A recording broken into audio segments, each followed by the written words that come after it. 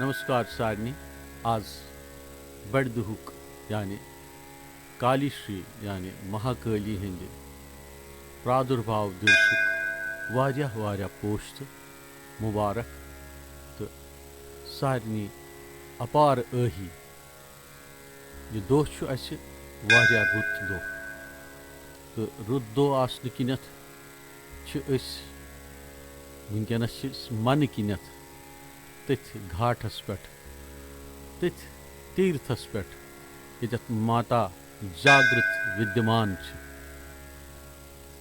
आ आ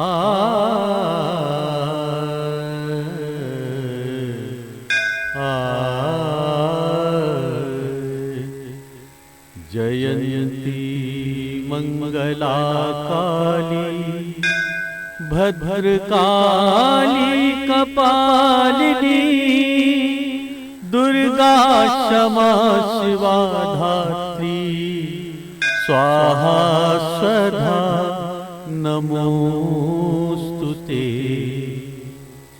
जयंती मंगला काली माया कुंडलिनी क्रिया मधुमती काली कला मालिनी मातंगी विजया जया भगवती देवी शिवा शांभवी शक्ति शंकर वल्लभात्रिनयना वाग्वादिनी भैरवी ह्रींकारी त्रिपुरा परा परमयी माता कुमारी तियसी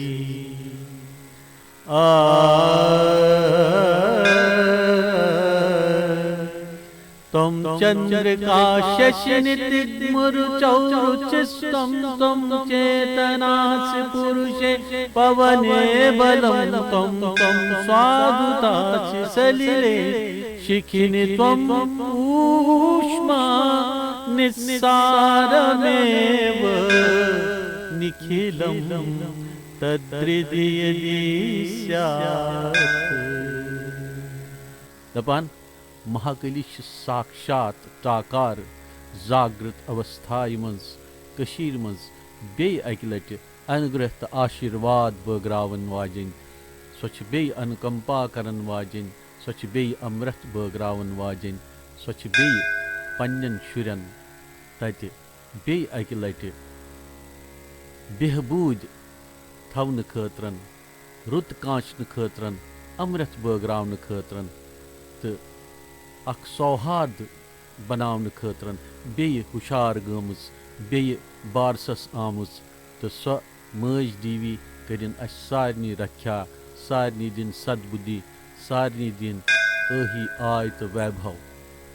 ओम महाकालिका भगवते नमः। ओम श्री महाकालिका भगवते नमः। ओम श्री श्री महाकालिका भगवते नमः।